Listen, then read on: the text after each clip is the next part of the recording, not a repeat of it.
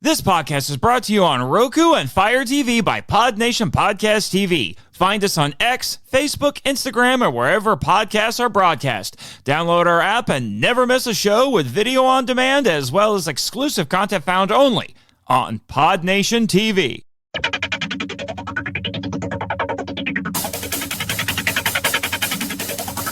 Live from Seoul, South Korea, it's the Monster Island Film Vault, bonus episode 17, War of the God Monsters.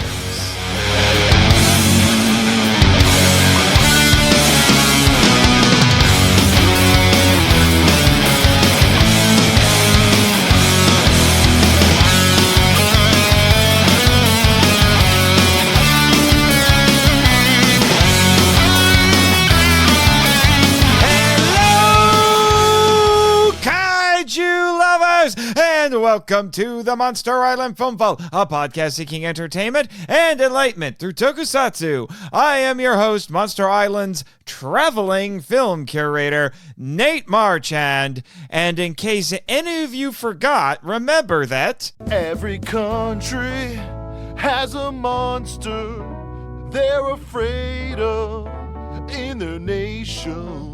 Every monster has a country, yeah, a station they call their home. Yes, today we're finally wrapping up the South Korean leg of the Monster Island World Tour. Yeah, can we hold off on crossing the 38th parallel as long as possible? Because obvious reasons are obvious. The board is still sorting out our paperwork anyway. A shrug is not what I wanted from my intrepid producer. Ugh. Anyway, I didn't realize until the jailbreak a few months ago just how much of a kaiju tradition South Korea had. It's not as prominent or potent as it is in Japan or even America, but it has one nonetheless. As my guests and I have shown, it's one that took a long time to come into its own. For decades, it tried to emulate others, especially Japan. There were reasons for that, chief among them the ban on Japanese culture until the late 1990s, but as was explained a few weeks ago in episode 92, the host finally broke Korean kaiju cinema out of that mold and made it into something unique. It's one reason why I almost wish I could dedicate an entire season just to Korean kaiju, but alas, we have other monsters to wrangle in other parts of the world. You know I'm a sucker for Bon Jovi, Jimmy. Which brings us to this last hurrah. I've had this on the schedule for a while.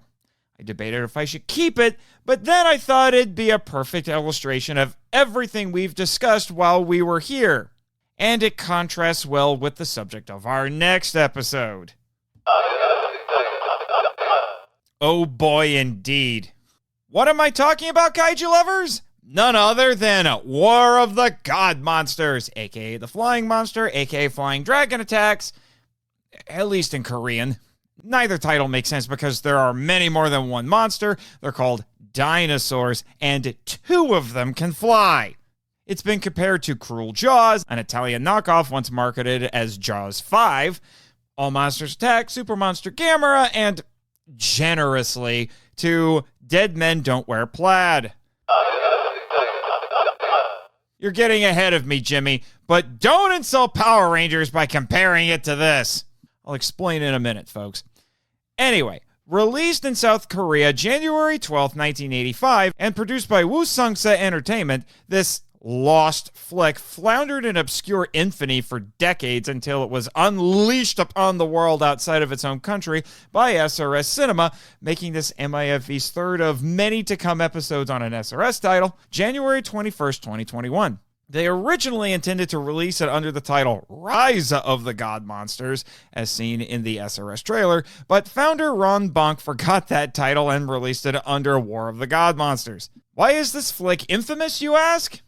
Because it stole all of its kaiju footage from Ultraman, Return of Ultraman, Ultraman Ace, Fireman, an obscure Kyodai hero show also created by Tsuburaya Productions, and the early 1970s Taiwanese film The Founding of the Ming Dynasty, which had special effects made by Tsuburaya Productions.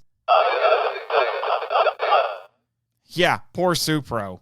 And what makes it worse, Kaiju Lovers, is this footage was smuggled into the country and used without permission. Unlike the Chayo debacle, look it up, long story. According to Bonk, who contacted Supro with the help of Matt Frank to get the studio's permission to release this movie, quote, they weren't aware of it, but took about a week to look into it. They then came back and said they wouldn't fight the release, although they couldn't find much, if any, history on what transpired for the footage to be used originally, end quote. So anyone who tells you that the footage was licensed or that Supro was aware it was stolen is dead wrong. That's why it's been compared to all those other films I mentioned, but only Cruel Jaws is a fair one because the other ones at least maintain continuity while recontextualizing the footage, i.e. Godzilla is still Godzilla and all monsters attack and not another monster.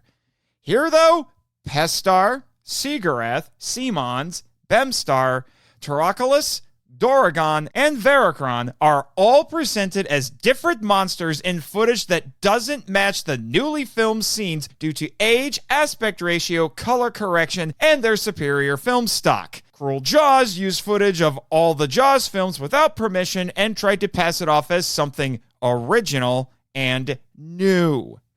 As much as I dislike Super Monster Gamera, at least it had the courtesy to not pass Gamera off as, I don't know, the long-lost Ninja Turtle Caravaggio. Details. Anyway, the Power Rangers comparison is an interesting one. Yes, it recontextualized its footage as something completely different, but it was done with permission from Toei and, usually, with respect. But the secret to its success was it actually crafted good, if campy, new stories and characters around the stock footage and had infinitely better editing, even at its worst, than this movie. Sorry, not sorry, film editor Dong Chun-hyun. That's what this movie is, but how, where, and why was it made, and by who? The 80s were a weird time for Korean cinema. In September 1980, military dictator Chun Doo-hwan made himself South Korea's president after months of martial law and the deadly Gwangju massacre, which meant filmmakers had to step lightly and not dare criticize his regime. But like a good little dictator, Doo-hwan turned the film industry into his own bread and circuses to distract the people by introducing a 3S's policy, that being sex, screen, and sport. In other words, as Par Bramhall put it, quote, while stories about social problems, real-life events, and any political content was strictly banned, restrictions around showing nudity were all relaxed, end quote. This led to an explosion of erotic cinema, obviously, and to the licensing system being changed to a registration system in 1985, which allowed more small studios to produce films. Enter director Kim Jeong-yong. He specialized in locally made martial arts movies and even worked as an assistant director on John Woo's Hand of Death, 1976, among other Korean-shot Hong Kong co-productions. By the 80s, he crossed paths with the apparently infamous Elton Chong, and with him he, as Bramhall put it, created, quote, some of the most grating slices of Korean kung fu.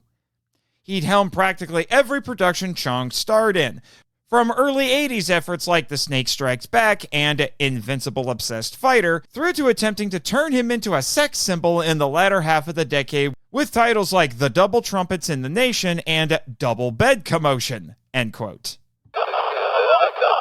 Somehow I doubt you had a career as an actor in South Korea in the 70s and 80s.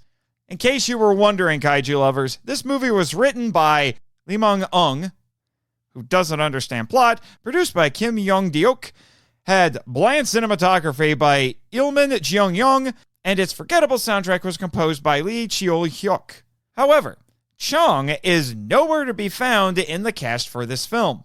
No, our star is Kung Fu luminary Kim Ki-ju as a mad scientist convinced that dinosaurs are thawing and awakening from the ice caps due to global warming, climate change, whatever branding you use. He gives off a lot of Dr. Mifune vibes, but Akihiko Harada he is not. The guy is mad not because he's evil, but because he's insane. He just happens to be a crazy person who's right. He finds a giant eggshell and rants to himself about how it proves his theory about the oncoming dinosaur apocalypse. That's a Kamen Rider level jump to conclusions. Next, we have Kang Ok-hee, a lady journalist played by Nam Hee-gyung. And she's confusing. She wants to cover Dr. Kim's Dinopocalypse theory, but she has to disguise herself as a maid, complete with a fake mole for some reason, to sneak into his house to find evidence because he's gone into hiding due to disgrace, all the while befriending his daughter. More on her in a minute. But when she's discovered, she threatens to expose him in the newspaper, even though his theory is already public and he's already been outcast from society, and he takes this threat seriously. My head hurt first, but nothing, Kaiju Lovers, compares to said daughter, So-hee, played by Kim Da-hee. I didn't think it was possible to rival the original Kenny himself, Toshio, from Gamera the Giant Monster, and Squirrel, King of the Kennys, from Space Monster Wing Mogwai, but this girl did the impossible. I don't know if she's bipolar, psychopathic, or both. At first, she was sympathetic because her father constantly lies to her, saying her mother was off in another country when she was actually dead. That explained why she would bond with the reporter lady. But I knew things were a little weird when she kept calling Kang sister. I admit I might be speaking in ignorance here, or it could be a translation issue, but I haven't seen anything like this in other Korean media. I know in Japanese that certain words can be literally translated as family terms like this and miss the inferred meaning. See episode 3 on the Godzilla anime trilogy for more on that. But by the end of the movie, this little girl is demanding her father make her sister into her new mother. But if that wasn't weird enough, when a monster, who's actually Veracron from Ultraman Ace, attacks, she cheers. A city and its citizens are being massacred, and it excites her. Then she cries about it and begs the monster to stop for no apparent reason. And the movie has the audacity to reveal it was all a dream. Exactly. Who in their right mind combines two annoying tropes? This movie. It makes the bizarre ending where she revives a seemingly dead Kang during the anticlimax by dropping water into her mouth using her own mouth, the cherry on top. Oh, and she flips a switch and goes from crying child to matchmaker for her father and the reporter lady, despite them hating each other the entire movie. This is such a tired trope, but now some people think it's reality. Back at the KIJU studio office, I had people who thought an obnoxious coworker and I were in love because we were hostile toward each other. Ugh. Speaking of the anticlimax, our protagonists do nothing to fix the dinosaur problem. Heck, nobody fixes it. Because the footage is taken mostly from Ultra series, they can't show the monsters being defeated by the heroes. The monsters simply die without explanation off screen. Now, there's nothing wrong with that in theory. There have been plenty of disaster movies where the characters are simply trying to survive, but the most obvious comparison is The War of the Worlds, whether it be H.G. Wells' original novel or most of its adaptations. Humanity fails at every turn to stop the invading Martians and is ironically saved when the common cold virus wipes out the aliens. The problem is the movie lacks the thematic depth and weight necessary for something like that. Yes, Dr. Kim waxes philosophical once or twice about humanity's iniquity and the destruction they've brought on themselves, but it lacks the weirdness of the prophecies of Nostradamus or even Godzilla vs. Hedorah to make that work. Jeong-yong is no Yoshimitsu Banno. All of this leaves the movie feeling cynical, almost nihilistic, and often tonally confused. For example, a couple panics during a monster attack, and when they evacuate, the wife mistakes a pillow for their baby, implying the child was accidentally left to die. And I can't tell if this is supposed to be tragic or darkly funny. And this is revealed in a scene where a bunch of villagers bemoan their plight with a seemingly random F-bomb. Jet you indeed. So, obviously, Kaiju Lovers, I didn't care for this flick.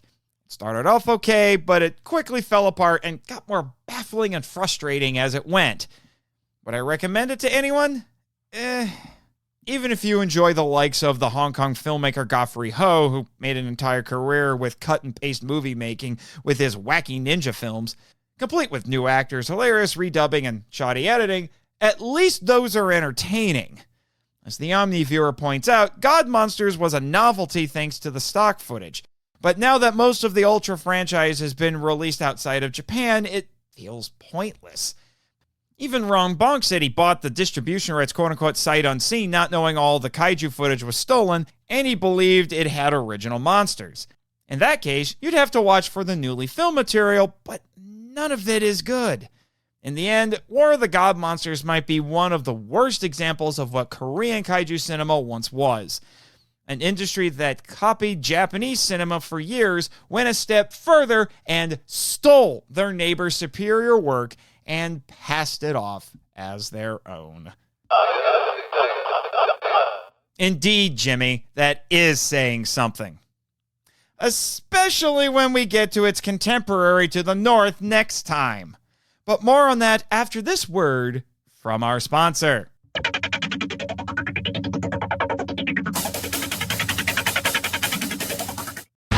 Are you a kaiju collector hunting down that hard-to-find event-exclusive Marchand, a rare marmot, or the latest Bandai's? Then Jay Key at Toku Toy Town is your new best friend. His online shop is committed to bringing serious collectors and casual fans alike the best, rarest, and coolest in the wide world of tokusatsu collectibles. You'll find everything from Godzilla to Ultraman to Kamen Rider to Super Sentai and more. Love glow-in-the-dark vinyl? They have plenty. Love Sofubi? They're your one-stop shop. They even sell non-tokusatsu items and Japanese books and magazines on your favorite giant monster franchises. All at unbeatable prices. Your items will come carefully packaged to ensure your new treasures arrive intact and ready to grace your shelf. Most importantly, Jay understands your journey because he's a collector too.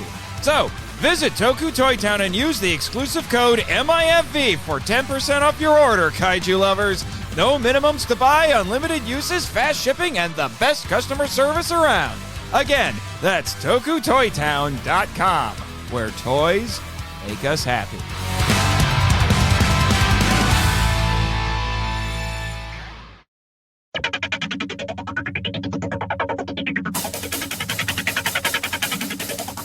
Welcome back. We've been getting some great comments on the YouTube versions of our episodes, so I want to go over a few of those. Starting with frequent guest and friend of the podcast, Ryan the Omniviewer Collins, who left a little comment of his own on the One Monstrous Moment Year of the Dragon Edition video I made centered around Godzilla vs. Kong. I called it I Will Not Fight You. He says, amazing how a centuries-long rivalry can be ended with the simple dropping of a weapon, which is definitely true. If you haven't listened to that, I do an interesting analysis on the ending of GVK and how it struck me the first time I saw it and every other time I've seen it about how Kong takes a pacifistic approach to dealing with Godzilla, which he then respects. So he at once ends the conflict, but he doesn't, in my personal take, doesn't submit to Godzilla at all, which I think is how it should be done. Anyway, go listen to that so you can hear me unpack the whole thing for you. And then on the incredibly popular YouTube version of my GXK episode, which had the Omniviewer, as well as first-time guest Donnie Winter on it, we got a few comments. Good Lord, the numbers for that thing just keep going up like the movie's box office. Sorry, not sorry, Elijah. So, we have a comment here from Godzilla King of Kaiju 1. He says, I can imagine the government trying to get their mitts on the Hollow Earth, but also risk a new Titan War. That's definitely true. That would be an interesting future storyline I think the Monsterverse could tackle. It seems like a very logical next step.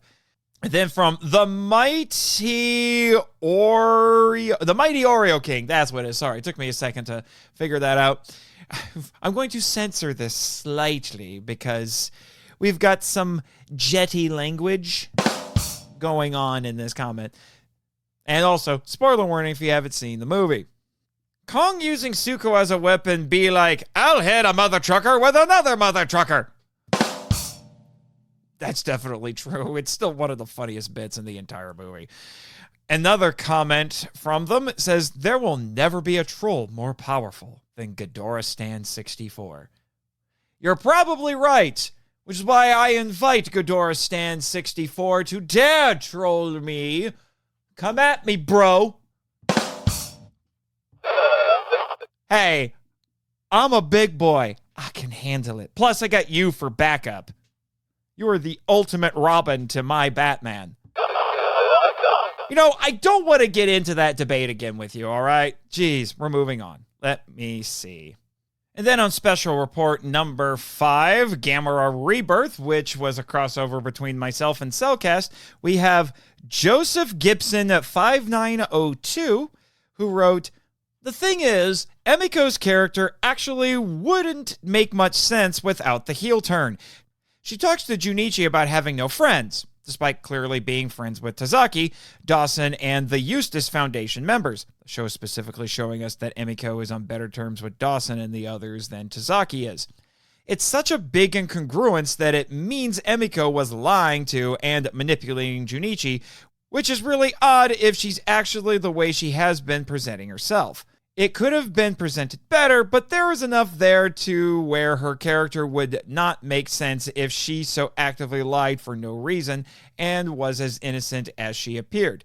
This is true. I think we were reacting less to whether or not it made sense in retrospect and more just by how sudden it was. I don't know. I would have to go back and watch Gamera Rebirth again to really be able to comment on that. I have heard some very outspoken criticisms of that series since then, a lot of which I do think is a bit unfounded, but I mean, if you're going into it thinking that it was going to be the greatest thing ever, you were probably going in with the wrong expectations. I went into it basically expecting what I got.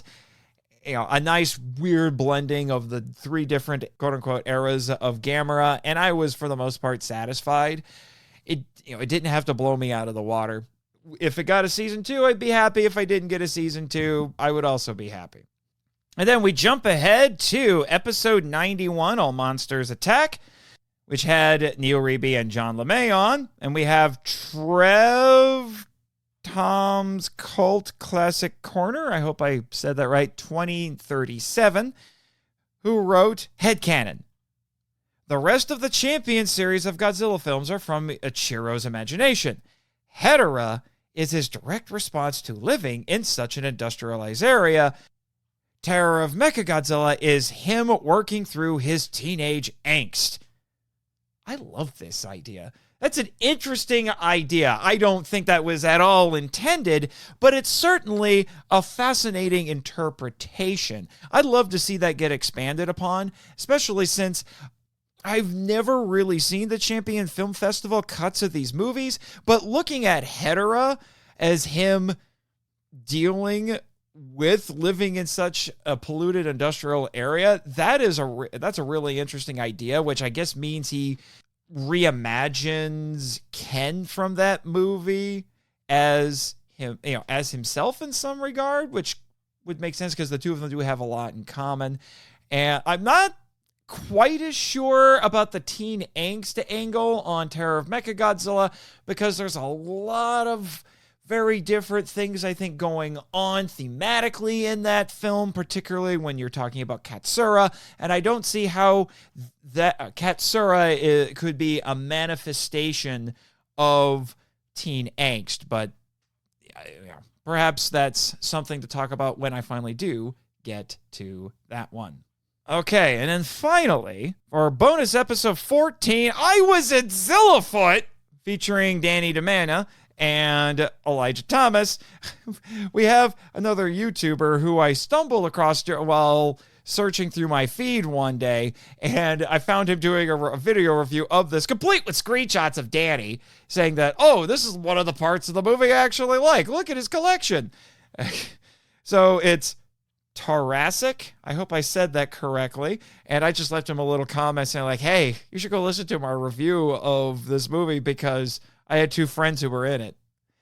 And he did, and he left a comment saying, LMAO, the fact no one told him what it was going to be like, and he took it serious and did multiple takes. Then he has a laughing emoji and a skull and crossbones. To be fair, I had a similar reaction watching it. This is true. And he's left a few conversational comments with me on his original video in reference to this that I thought were also very interesting little reactions there, you know, talking about how like Dragon Lizard Super Duper Ultra Lords or whatever it's called sounds even crazier than this one. And it's like, yeah, Zillafoot's not the worst one that they've released, but, you know, I will keep that all to myself in case those come up in a future episode. Now, there's a couple other comments that are a lot longer and more involved that I could get into, but I'm going to save them for a future episode, which I will tell you a little bit more about here in a moment. So, if you'd like to send us feedback like this to read on the air, email us at monsterislandfilmvault@gmail.com or listen to the credits for other ways you can contact us. You should always listen to the credits. With that, it's time for the Patreon shoutouts. Thou shalt ask me once again, will you chant my name? Danny Dada! Damon Noyes! The Cellcast! Eric Anderson! Ted Williams! Winja Hayo! The Ninja! Brad Batman Edelman! Christopher Riner! The indiscreet one, I'm still not sure. Please let me know on Patreon. Message me or something. I need to know. Jonathan Corright! Leon Campbell! Michael Watson! And Tofu Fury! Oh, you know, speaking of Godfrey Ho, why didn't he make a schlocky ninja movie called Tofu Fury? I'd watch it. Good point. Anyway, Kaiju Lovers, as I said, the South Korean leg of our world tour is over. And now we gotta go north. For Pulgasari. God, Zilla help us, Jimmy, when we go to North Korea. Ha! Silly is one way to describe it. But, Kaiju Lovers, we'll be joined by Tommy Trembeth of Giant Size Violence to discuss what might be the most infamous kaiju movie ever made, because Tommy grew up with its weird American remake that was made by the same director, who escaped North Korea after being kidnapped by Kim Jong-il to make movies. It's wild. Then them Cellcast boys returned for their Patreon pick, which has Jimmy all excited. What? I thought you liked the Clone Wars. Anyway, they sponsored a discussion of 2 episodes of Star Wars The Clone Wars and 3 episodes of Star Wars The Bad Batch that feature the Zillo Beast. You can't go wrong throwing kaiju into a galaxy far, far away, especially when the shows wear their influences on their sleeves. As for my shameless self-promotion, check out my author website, nathanjsmarchand.com, to get the latest news about my books and other writings and whatever random musings I feel like discussing in the blog there. You should totally buy all my books, including my Kaiju Novella Destroyer. I am also a contributing writer to the essay book Giant Bug Cinema, where I wrote about Monster from Green Hell, and the website Kaiju United. I'm also the co-host of such toku podcasts as Henshin Man, a podcast about the appreciation of Japanese superheroes and their high-flying and eye-kicking adventures, and, along with Michael Hamilton, The Power Trip, a journey through the Power Rangers franchise. Both shows have wrapped, but a spin-off / sequel / reboot / whatever will launch this summer on Ultraman Day, July 10th, titled Henshin Power V3. Stay tuned for more on that.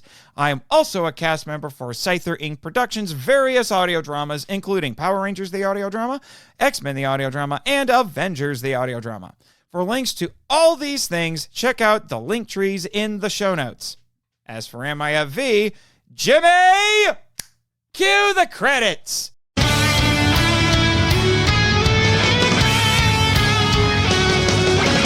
Thank you for listening to the Monster Island Film Vault, a podcast produced and hosted by Nate Marchand. Our executive producer is Damon Noyes. If you want to be heard on the show, we'd love to hear from you, so email us at monsterislandfilmvault@gmail.com. Follow us on Facebook, Instagram, Twitter, YouTube, and TikTok.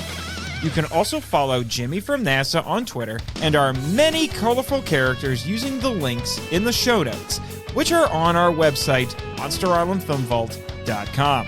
Don't forget to join our official Facebook group and Discord server, The Markalite Lounge. Our podcast logo was designed by Rebecca Hudgens. Follow her on Twitter and Instagram at super_r_illustrations. Sound effects sourced from freesound.org and created by JP Gant. Our theme song is Wanderer on the Offensive, live edit by B33J, Serax, Juan Madrano, and Nonsensical Lexus, which is a remix of Counterattack and The Opened Way by Kowatani from Shadow of the Colossus. Additional music includes Every Country Has a Monster, performed by Jonah Ray, and Chant My Name, a cover by Second Archive of the song by Masaki Endo. All film and audio clips belong to their respective copyright holders, and no infringement is intended or implied. Please rate and review us on Apple Podcasts, Spotify, and/or Podchaser to spread the word about the show. You can even support us by joining MIFV Max on Patreon. MIFV is a Moonlighting Ninjas media production and a proud member of Pod Nation. Sayonara!